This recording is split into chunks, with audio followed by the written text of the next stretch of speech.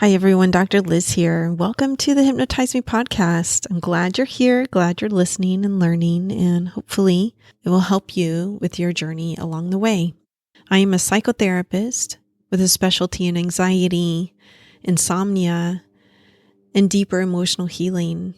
Hypnosis is one of the tools in my toolbox that I use to help people feel better and to help people be better. I do work all over the world. Please feel free to reach out and contact me if you would like some help. I've been an entrepreneur for most of my adult life, built an award-winning company, sold it, and then focused mainly on my private practice. That gives you a unique perspective, especially my ability to work with people in business at all kinds of levels. Before I go, if you'd like to support the podcast, you can go and subscribe to the newsletter. And you'll get free hypnosis downloads that you can listen to immediately. Another way is to buy one of the downloads that I have for sale. I only have a couple up there, but they're good ones. They've stood the test of time. I made the decision to not run ads during my podcast because I really do see it as an act of service. I completely respect people who do have ads on their podcast, but it's just not my path. All right, everyone, enjoy the episode. And I hope to see you back here soon.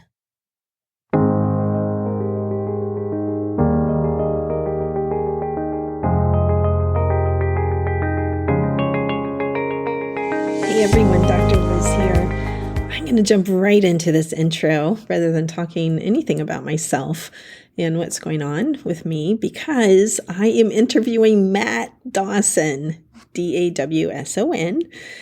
From Dawson's Peak Foundation. He is a 6-time world record holder, but more than that, he has a heart of gold and a deep sense of meaning and purpose.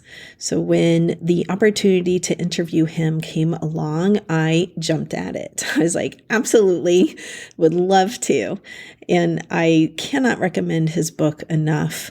It comes out January 7th, 2025. This will air right around that time, but if you're listening to this years in the future, you will know his book is already out. And you can also look up what he's doing currently. He has truly impacted me personally as well as professionally. I took some of the concepts in his book and immediately applied them to working with clients and helping people that I see too. Again, cannot recommend it enough. So let's jump in.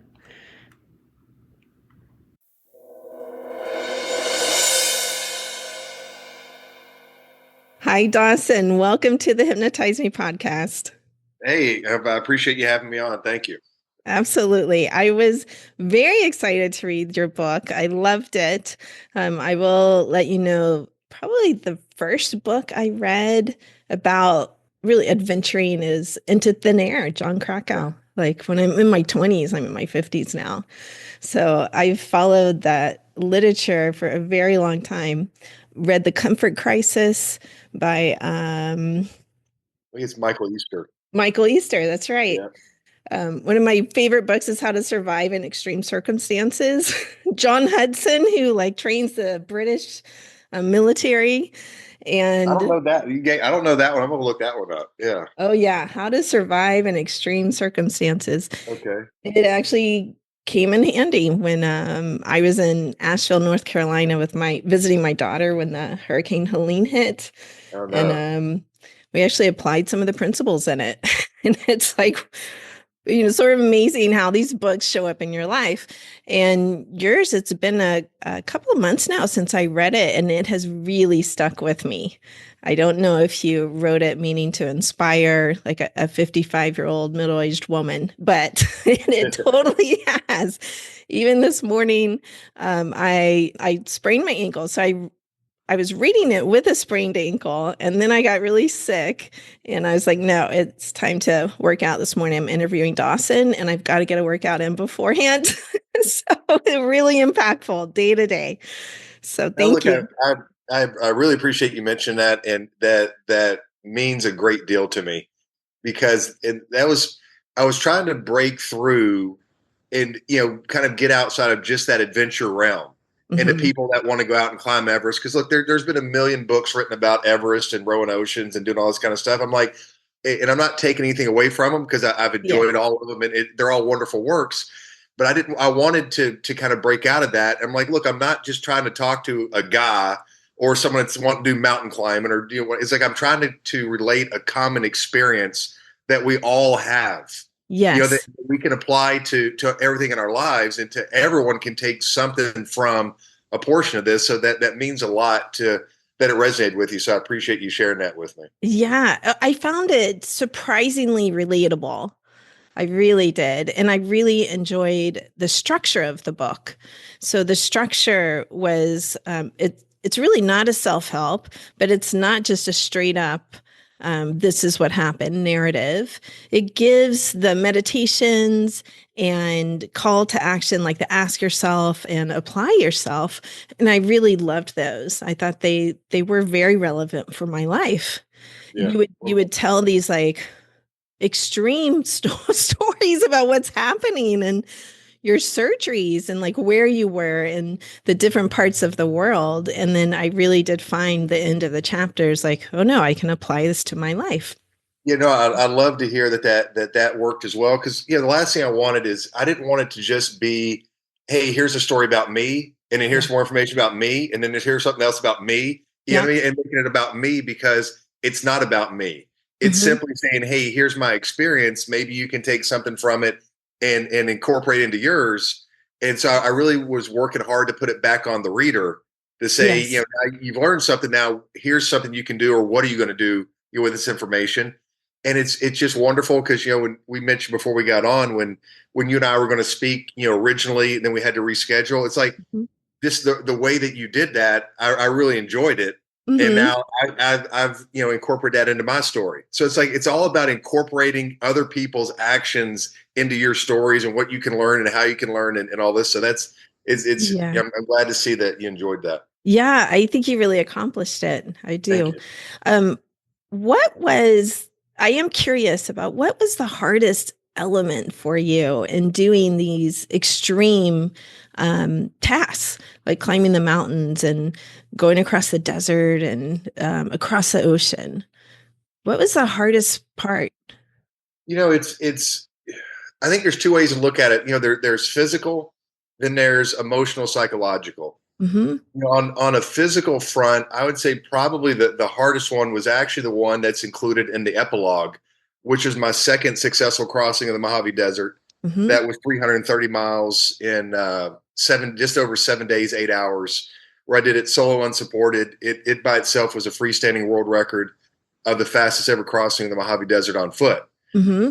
Um, and I think it's funny. It's well, is the next book I'm currently working on. I think is going to be kind of extrapolation of that crossing with some other things kind of mixed into it.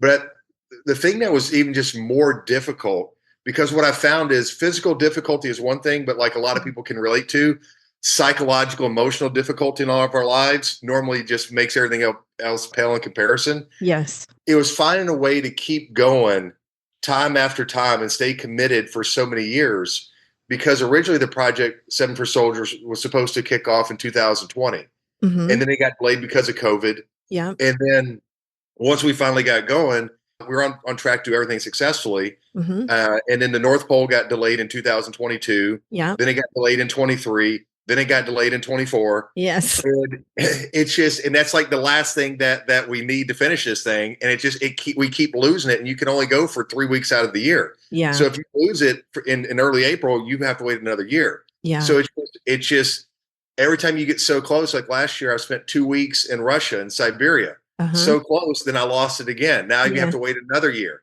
So Yeah. it's just that relentlessness that you have to just keep coming back, and just hoping for an opportunity, which I think everybody can relate to in their lives. When we get so Yes. close to what we think we want, and then we lose it, now we have to wait and to keep applying ourselves for maybe a potential other opportunity to perform, but nothing's guaranteed.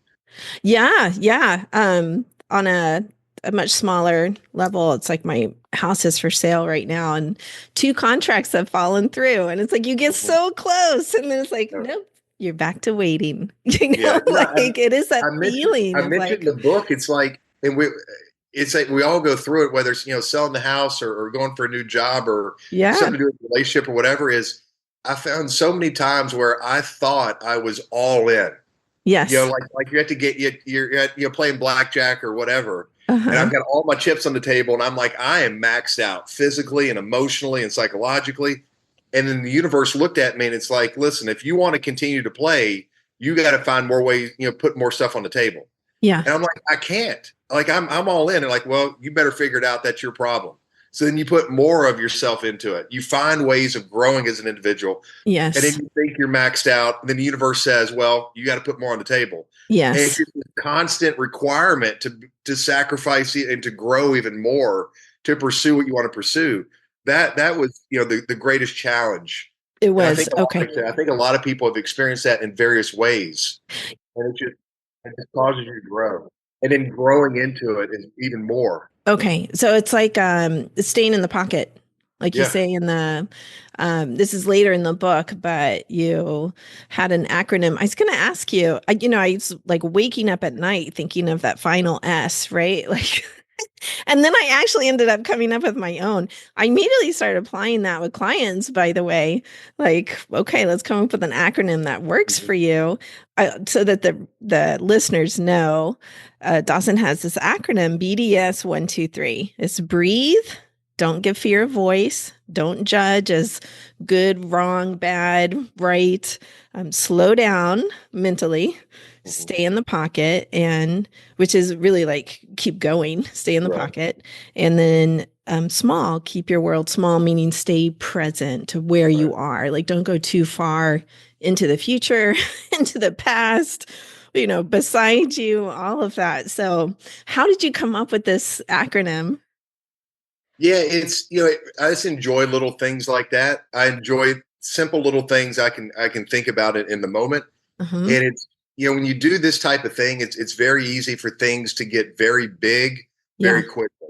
Yeah. And also I'm a pilot, and if Okay. you when you're up there and you're flying at 10,000 feet and you're all alone and something goes wrong, Uh-huh. things go wrong very quickly. So I need quick little reminders. I don't have time to Yeah. extrapolate big concepts. Yeah. So because it's just like a little checkbook that I have. And Uh-huh. I was just trying to think, are like, what are the major things that I look for in ways to control myself and to understand and to mitigate situations. And so it just kind of came to me one day when I was out climbing. I'm like, what are kind of like the major things? Uh-huh. And kind of distilling everything down. And that just seemed to resonate with me. It just seemed to work well. And it's something that I can just repeat very quickly as I'm going. I'm like, BDS 1 2 3. And I just it almost becomes like it's like a mantra I can just chant, and Yeah. it just helps slow me down, and it helps me perform better in a lot of situations. Fantastic. Okay, Yeah. got it. It was really helpful. I'll share the one that we came up with. I work with a variety of clients. One, this happened with an overeater, and then another when it was a parent who has small children. And boy, small children can like trigger you. Like they do crazy stuff, and you're like, ah. So we came up with PASS, which is pause, ask a question, like get curious about Mhm. what's going on here, stay present, and then stay positive. Like don't start thinking far into the future around like, is this 4-year-old going to become a drug addict someday? Like no, he's just a 4-year-old. Yeah. That's it. Like No, look, I think that's wonderful. I think it's absolutely perfect. I love it. I yeah. mean, it's something you can remember. Yes. I think that's absolutely perfect. I appreciate you sharing that with me. Yeah, it speaks to also just let's let this moment pass for instead Yeah. of like getting really drawn into it and then all kinds of stuff starts happening, Yeah. um real world and in your mind. Yeah. So it's like, all right, let's just slow everything down for a minute. Yeah. So No, I love that. Yeah, I really do. I like yeah. that a lot. Yeah. So you also talk about this sense of detaching, like not Mhm. getting too much into when, we're talking about these acronyms, detaching, not getting pulled into all the awful thoughts. But I did notice it seems like a lot of those would come when you get back home. So you do these amazing physical feats and set these world records, and then you'd get back home and get depressed. Mhm. What do you feel like? finally help the depression? You talk about this some in the book, but I'd really love for you to speak to the listeners about it. Yeah, no, it's something that it's a great question, and it's like we talked about earlier with a lot of the things in the book.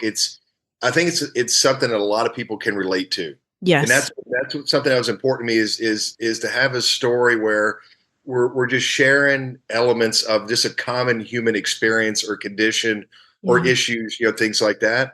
And ever since I was very, very young, I just started to tie my feeling of self-worth into Hmm. performance.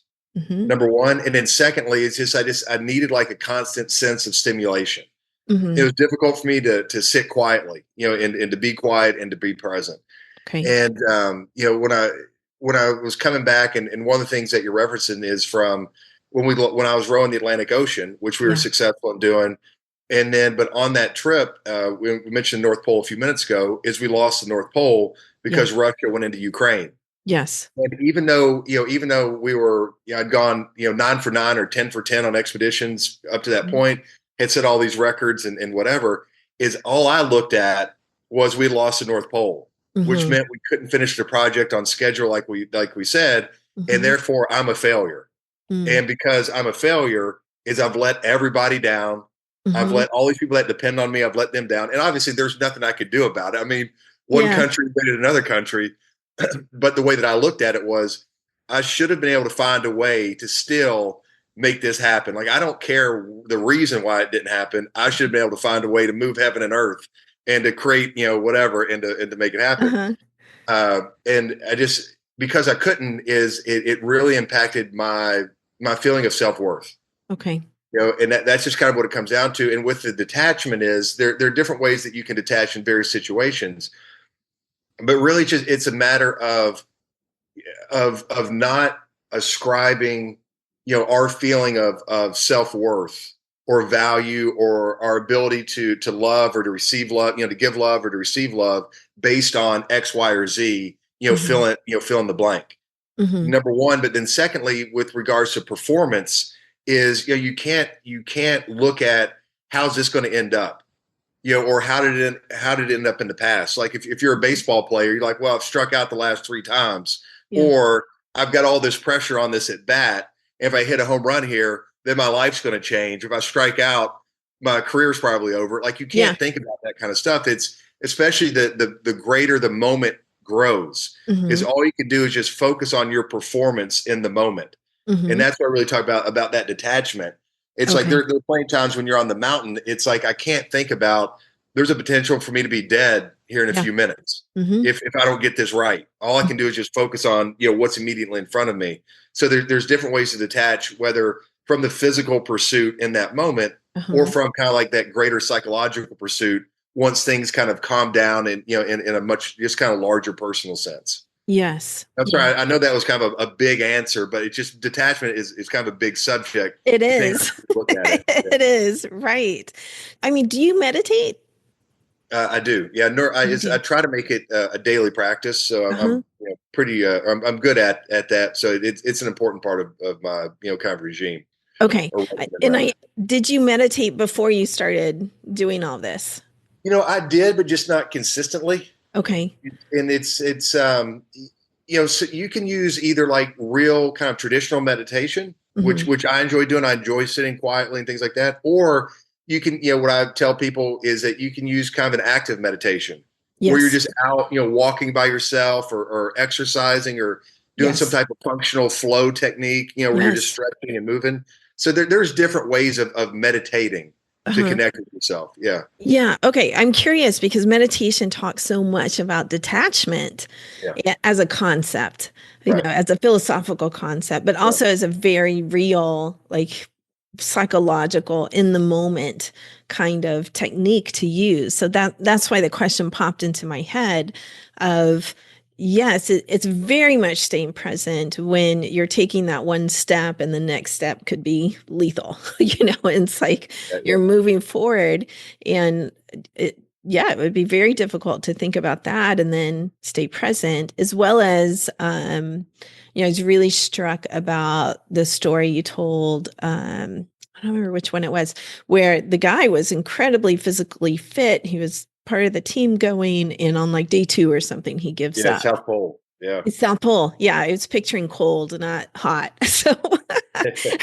yeah, and he gives up.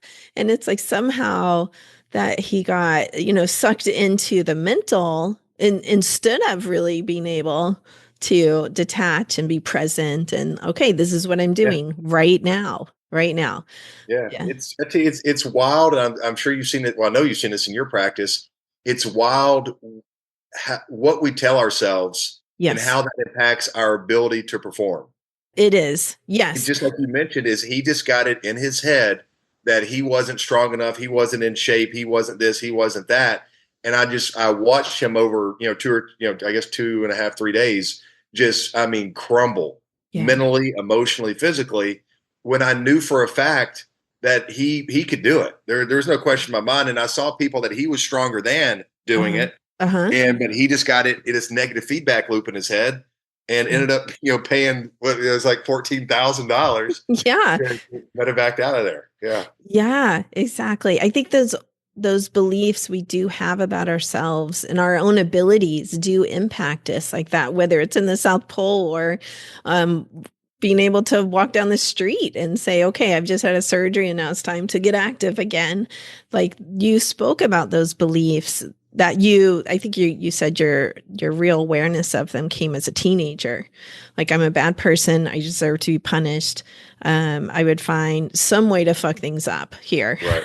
Yeah, And then how those continued to impact you along your adult life until it sounds like you really got a hold of them finally in the yeah. I think end. it was. Yeah, I think there's a lot of self sabotage going on. Yeah. And that's the thing you got to be careful of. And later in the book when we talk about the final 5%, Yeah. is when we do all this work and we address I guess kind of obvious issues in our life. Yeah. But when we really continue to drill down and drill down and drill down, when we start to see kind of the theme, that permeates most of our lives, it Mhm. really is just a couple things often that drive a greater volume of it. But when you kind of distill it down, it's normally like one, two, three things that you just have on repeat. And Yes. those three things you just mentioned is I just kind of had on repeat where I saw us implementing them in different ways to self sabotage, throughout my life. Yeah. And that's once I kind of finally realized that and then came to understand that and try and started to address those in healthy ways. And look, to be honest with you, I'm still addressing them. Yeah. It's still Mhm. things that I struggle with because I honestly believe I think we can let go probably Mhm. 95, 98% of things, but I think there likely will always be things there that are going to be difficult for us to let go. But look, that's okay. But the fact that we Yeah. understand that they're there and we Uh-huh. understand how to deal with them in a positive, healthy manner, and in that we're not listening to them, but rather we're working to control them, then we can change the course of our lives. Exactly. Yes. I think there are some beliefs. I mean, I'm a big believer, and I've seen the impact in my own life on hypnosis changing some Mhm. of those deeper beliefs. Hypnosis is not the only way, there's all kinds of ways to change those.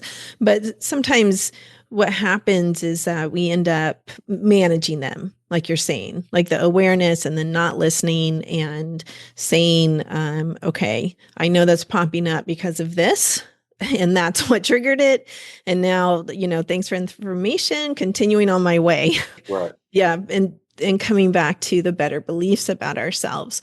But it can also fuel amazing acts. It reminded me of is it David Goggins? Goggins, Yeah. yeah. Yeah.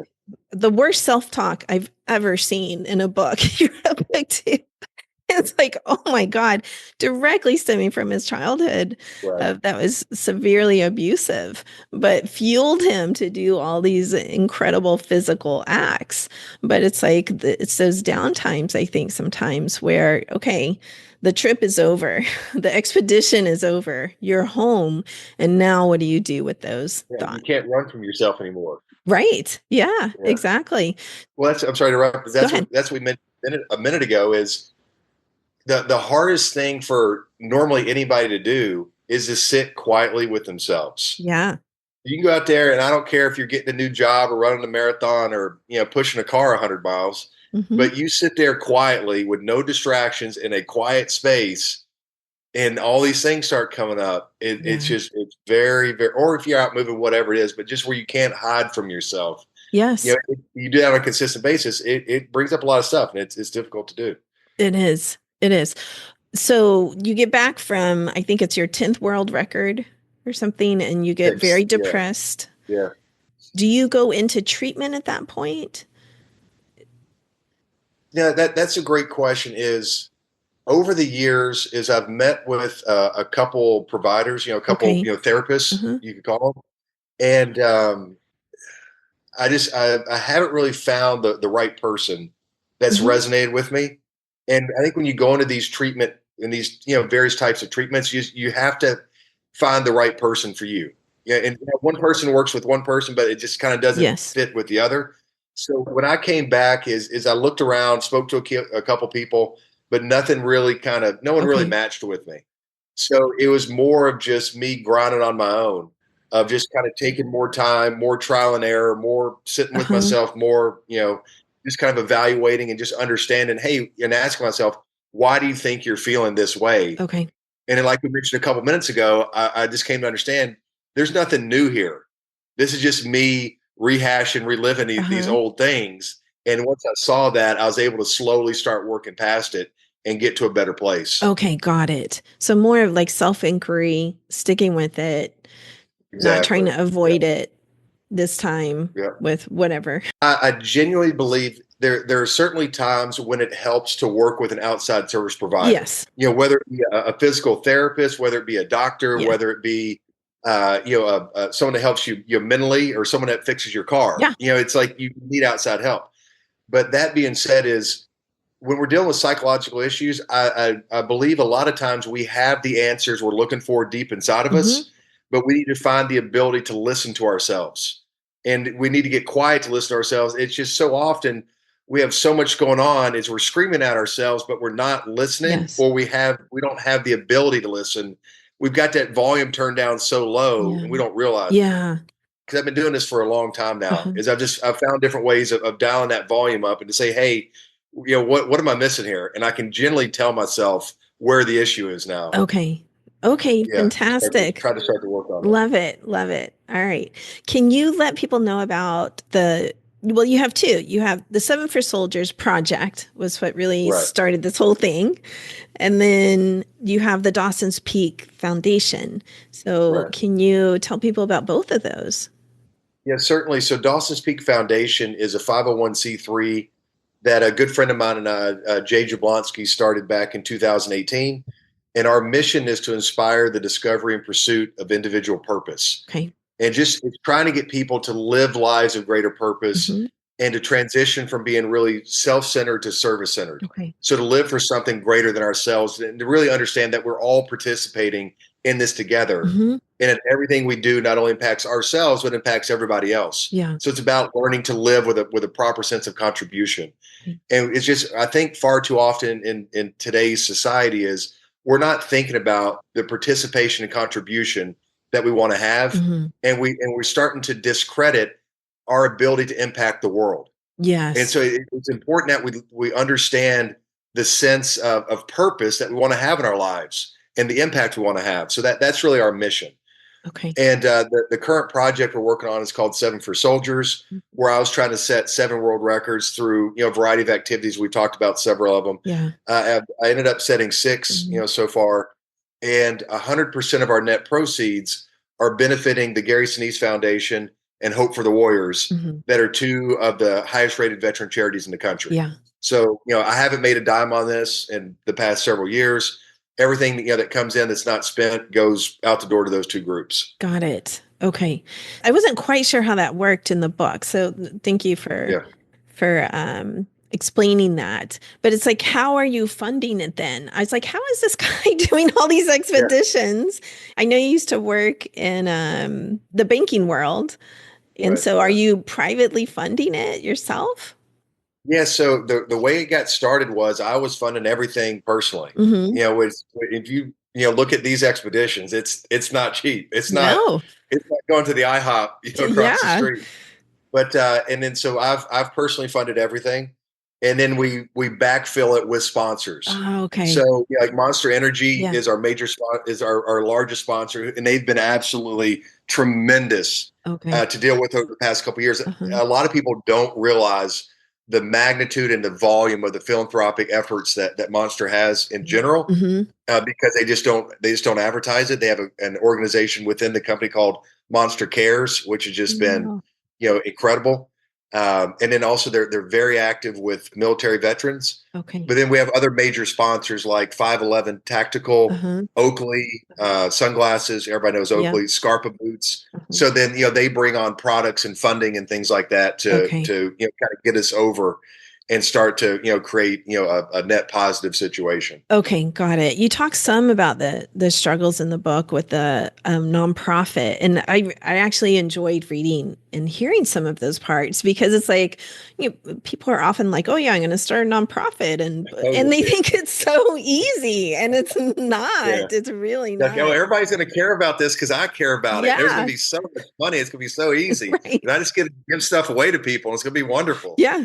And yeah, that's not how it works. No, no, there's a lot of effort that you describe that goes on behind the scenes of Yeah. trying to secure some funding and sponsorship and all kinds of stuff, meetings that you got to have and Oh, look, I mentioned in the book, and obviously you've read it, but the backside, the administrative tasks of the project uh-huh. have been more difficult than training for 900 hours a year and going out and climbing Everest. And like, that's the fun, easy stuff. It really is. It's Ridiculous, you know? it is. It's all it's literally there are over 1.5 million nonprofits and like civic groups and all these kinds of Wow. things, Chamber of Commerce. So Uh-huh. if you think you're going to go out there and tell somebody about your wonderful idea and someone needs help or you want to do this or that, you're competing against over a million other people, a million and a half at least. And that's shit. And I mean, when you factor in everything, you're competing against millions Uh-huh. of people for every dime, Yeah. for every second of attention, for every this, for every that. And you may Yeah. have a wonderful cause, but no one cares about it the way you do. Right. Yeah. And if you're trying to get something from them, whether it's their time or their money, Mhm. you're going to have to fight for every single second. Yeah. It's a lot, and people just don't realize until they get in it. And all the time is almost every day someone reaches out to me and says, "Hey, I'm looking at starting X, Y, and Z because of Uh-huh. A, B, and C." I'm like, "That's wonderful, but you're about to get your ass handed to you, and you don't know what's coming." You know, Yeah. I'm like, I hope you love it because it's going to be a lot of work. Yeah, exactly. Yeah. Yeah, yeah. And I'm not trying to discourage anybody. No, I'm just no. saying, like, set the table properly. Right, right. Yeah, I Yeah. imagine there's a lot of vetting that happens too. Oh, just some regulatory measures and filing taxes and Oh, just yeah. keeping up with to get your 501(c)(3) designation. Then you got to deal with the feds and the state in California Uh-huh. loves to overregulate everything. Yes. So it's just uh, it's like a contest of how many letters can they send you about some new regulation. Yeah, right. Crazy. Yeah. Yeah. I have a friend who's from Russia and she always says California should be its own country. So she Yeah, says she actually thinks the US should be split into three. She's like East Coast, West Coast, and Midwest. You'd have three countries. You'd all get along a lot better. I can see it. I Yeah. know it's funny. Yeah. But I was quite impressed that you keep going and you keep doing it. So are you still planning on going back to Yeah. Russia Yeah. in Yeah. April 2025 then? April 25. Yeah, the trip's already set, Okay. and we've already got the dates, and hopefully Mhm. it's going to happen this year. Yeah. Okay, great. So tell us what's happening for you right now. Like what are you focusing on now? I'm assuming wait for that trip and train for it. The most exciting thing is the book, which you've had a chance to read Yeah. already, is coming out on January 7th. Okay. So we've got the paperback, the audiobook, and the ebook are all getting released, publicly January 7th. I'm proud to say that the ebook has already hit #1 on Amazon new release, which is very exciting. We're getting a lot of great support on Yeah, that. fantastic. We're just trying to finish up everything, get all that stuff in place. Hmm. And then, as you mentioned, the North Pole in April. I've got another climb that I haven't started promoting yet. That's probably going to take place just after that, Okay. and then probably or potentially some other big mountains next year. We just haven't started to promote yet. Uh-huh. So just just trying to get in the proper shape for that. And when you deal with cardiovascular system, Yeah. it takes months and months and months to get it in the right condition. Uh-huh. So it's just 100% full time training for Okay. that right now. I'm sure some listeners will be interested in your training schedule. So could you give us a little insight into that? Appreciate you asking that. It's an interesting question. I love that side of it, and I love hearing about the way people train. Hmm. Is on average, I train between 21 to 25 hours a week. Okay. That really ranges from 2 hours to maybe 6 to 8 hours a day, something like that. Hmm. I train 7 days a week. I don't take days off, but one day a week is a recovery day. So Okay. one day a week is I'll get in the pool and I'll swim for an hour or 2 hours. Then I'll do some recovery work, things like that. 4 day or 3 days a week, 3 to 4 days a week, or 2 a days. So I work out in the morning, then I work again out in the evening, Okay. and then 2 days a week are longer sessions in the mountains. So those could be 4 hour climbs, 8 hour climbs, 10 hour climbs, something like that. And then I'll throw four weight sessions, where I'm actually in the gym training Yeah. 2 days a week. But it's in terms of being as I try to stay on my feet as much as possible. Hmm. So that'll be cycling for 50 to 100 miles, Hmm. or be out jogging, but doing undulating surfaces, so going Yep. up and down, not just flat roads. Yep. And then heavy pack carries, Uh-huh. so carrying about a 80 to 100 pound pack, either on a stairmaster or out in the mountains. Okay. And then I'll move with packs, anywhere from 30 to 60 pounds for 4 to 6, 8 hours, something like that. Most of the training historically has been done fasted, so no food before I train. So I may carry a 50-pound pack for 6 hours with no food. Yep. Lately, it's the science has kind of changed a little bit, where people don't believe you're getting the fat adaptation benefits they thought you were Hmm. before, where your body's fueling just off fat. Hmm. So now I'm kind of playing around with that, sometimes incorporating some carbs or proteins, Hmm. and just kind of it's just figured out little ways to tweak things, but in a general sense, that's what the training looks like. Okay, fantastic. That's interesting. I hadn't followed like the newer science on that, the fasted working out. I used to when Yeah, I was keto for about 2 years or so and low carb for longer than that, but haven't really kept up with it in the last year or two. So they yeah, are thinking that's different now. yeah. So initially is so if I'm gonna go in, say, for a weight session in the gym, Yeah. then I'll always eat before that session, because I know I'm burning a ton of carbs, and you need it. I need the glycogen. I need all this stuff. Hmm. But if I was going out for just a long zone one, zone two training session, Yeah. is I stopped eating, because the thought was, since you don't have the glycogen, because you always use a combination of carbohydrates and fat Yeah. in your body, Yes. and glycogen is just stored carbohydrates. So if you're going out for these long periods, if you don't have the glycogen, then you're forcing your body to use fat. So now when you're out on the mountain, you're forcing your body's going to be more apt to use the fat. Yeah. The challenge, or what they're thinking about now, is that just if you get the training session long enough, Uh-huh. or if you're training enough during the week, so if training, say, north of 12 hours, Yeah. then you're naturally going to be using more fat than carbohydrates in a lot of situations, especially at low heart rates. Uh-huh. So you don't need that fasted training, number one. And then Wow. secondly, it impairs your ability to recover. So if because I'm training over 20 hours a Interesting. week on average, Yeah. so my body's not going to recover as fast as it could. So it's honestly, the science isn't perfect on it right now. Yeah. You're kind Right. of it's just ebb and flow to it, like most things. Yes. So now I'm kind of trying to go back and bend it towards having a little bit more fuel, at least putting protein in Uh-huh. before I'm doing these sessions to help the recovery process, which Okay. has only happened within the past maybe 2 months. So it's been very Oh. recent. I've switched back to this and trying to see how my body feels. Yeah, yeah. What kind of result have you seen? Like, are you feeling better with it or? Yeah, honestly, it's I'm not liking it so far, to be totally honest with you, because I just gotten so used to not having carbs or anything in my system, Yeah. and now it just feels weird. Uh-huh. Yeah, I can feel my body's a little bit bonky, a little bit up and down. Uh-huh. Which, and I knew there was going to be a transition process, so just trying to see how it's going to go. Okay, gotcha. Yeah. Well, he's really impressed in where you talked about having these surgeries. Like you had multiple surgeries over the years, even while you're doing this.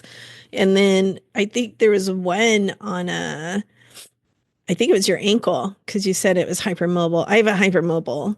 ankles where Oh, there you go. Yes, you understand it. Yeah, I used to, yeah, sprain them 2 or 3 times a year. Just yeah, chook, they'd go out, like boom. It's gotten better since I started riding the bike more, my Peloton and doing bar and some more strengthening. But still, yeah. like I said, when I was reading the book, I had a sprained ankle. But you had the ankle surgery, and then like the next day out of the hospital, you were back in the gym. Oh yeah, I was like, yeah. oh my God, at least I could do is like, walk across the room today, But it's like, what motivates you to do that? Is it really just like, I can't let the upper body, you did all kinds of upper body work and Right. like, trying to do the electrical stimulation. Is it just this thought of like, I won't make my timeline if I let off? There was some fear because we were trying to do so much in such a compressed timeline, and like the Yeah. two you mentioned, there was a an ankle surgery, and then Mhm. as soon as that was healed, I went in and had my shoulder done. Yeah. That was just to get to the starting line of the project. So that wasn't even we hadn't even Oh. started the thing yet. It was just during the Oh, training geez. process. Okay. I didn't realize that. Yeah, so it was a combination of being fearful Uh-huh. of saying, look, I just I don't have the time to lose. Yeah. But secondly, is to be quite honest with you, I was proving a point to myself. Mm. Saying, hey, listen, it doesn't matter what happens. It's how I choose to respond to what happens. Yeah. I think a lot of times, people are fearful that they're not enough. Uh-huh. But I think the greater fear that we have that we don't realize is that we're more powerful than we want to believe. Yeah. Because with that power comes responsibility. Mhm. With increased capacity comes increased duty. Yes. And yeah, after surgery, I was in the gym about I don't know 12 hours after surgery Yeah. on my ankle. I was in the gym, lifting my upper body Hmm. and taking like little, on my crutches and all this kind of stuff because I could do it, and I wasn't going to sit around and tell myself you shouldn't do this or you can't do this. I'm like, look, you can do it, so you're going to do it. You're going to get your ass off this couch Yeah. and you're getting in there because you can do it. Got it. And it's just kind of a theme I saw with myself. It's that again, we're all capable of so much more. It's Yes. allowing ourselves to accept that responsibility and to show ourselves. And it's funny you mentioned David Goggins. Is I met him randomly in Beverly Hills, Uh-huh. and this was I was driving home from having my shoulder operated on. Uh-huh. I mean, I was literally an hour, 2 hours after surgery. I had the gauze, I had the iodine, I had all this kind of stuff. Uh-huh. I'm driving down or being driven down Sunset Boulevard here in LA. I look over and there's David Goggins jogging. I'm like, what the hell am I hallucinating? Is this has the the whatever's not worn off? Yeah. And I told the guy to turn around, and I stopped. I'm like, and he just finished his workout. I was like, I'm sorry to bother you, and I introduced myself, and I had like a hat on with Dawson's Peak. Uh-huh. I gave him the hat. And I was like, all this stuff, whatever. Yeah. And he thought I was a crazy guy because my arm's in a sling and I got iodine all over my neck. Yeah. But with that is they told me like, listen, it's going to take you 6 weeks to do anything and all this. And the next morning, 12 hours after surgery, I was out on the road bike. Yeah. I still had the bandage on. I still had iodine all over me, and I'm out there cycling with a bandaged shoulder. But because I could do it, I Yeah. just Got it. I gave myself the ability to listen to myself. And there's nothing special. Everybody can do this. I refused to allow them to tell me and dictate what I could and couldn't do. Got it. I could do it, and I could do it relatively safely, and I got it done, and Yeah. just moved on with it. Okay. Again, it was an inspiration because I was like, well, my right ankle's out, but I can certainly do upper body workouts and core. Well, And yeah, and I yeah. did. I was like, I have my little app where I track things. I'm like, I have such a great streak. I'm not breaking it. Like I'll get a workout in somehow. Well, yeah, So when my ankle was out after the surgery and I had the cast on it, is what I found yeah. was I'd get on the rower and I found a little furniture mover dolly that I Uh-huh. bought off of Amazon for like $5. Yeah. I'd put that under the cast and I could just row for hours with one leg, or I could do Yeah. a bike with. We can all do these things. It's just a matter of making the decision to do it, Yes. give ourselves the space, believing in ourselves. Yes. And it's that old adage: if there's a will, there's a way. And it's that simple. And You know, I would say adaptability too. Like, yeah, okay, I can't do it the regular way. Now I got to adapt and figure out yeah, what I can do, how I can do it. Yes. yeah. Well, on that note, I think it's a good place to end the interview. But before we go, please let people know how they can find you, if they'd like to donate or sponsor, how they can do that.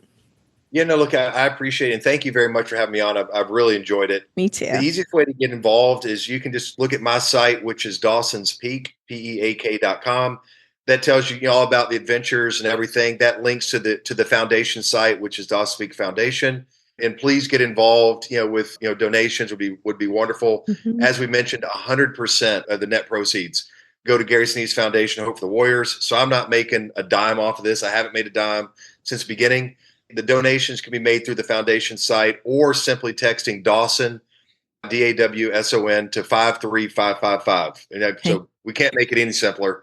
And then you can follow along, the project, all this kind of stuff. And then lastly, the book, as we've talked about several times, which Yeah. is called Strength and Surrender, is coming out January 7th. Yes. The easiest way to find it initially will be on Amazon, and that'll be the ebook, the paperback, and the audio. It's already hit, like I mentioned, #1 new release on there. So we're getting some great results on it. And Fantastic. then, if you want to share your story with me, you can find me on Instagram, Hmm. just at Dawson's Peak, or email to info@Dawson's Peak. And it's been wonderful because we've had so many people reach out that are saying that things are resonating with them and how Yes. they're incorporating it into their lives, which is the reason why we're doing what we're doing.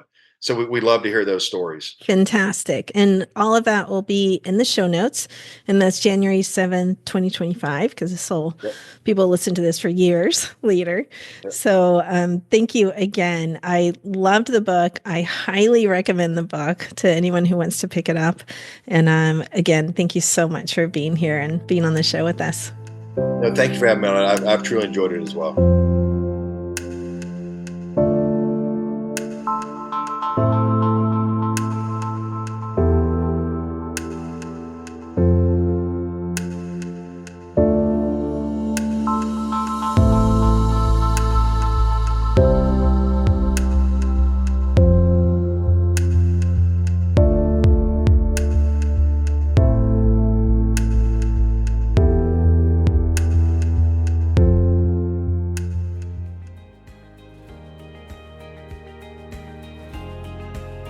I hope you truly enjoyed today's episode. Remember that you can get free hypnosis downloads over at my website, drlizhypnosis.com, DRLIZ hypnosis.com. I work all over the world doing hypnosis.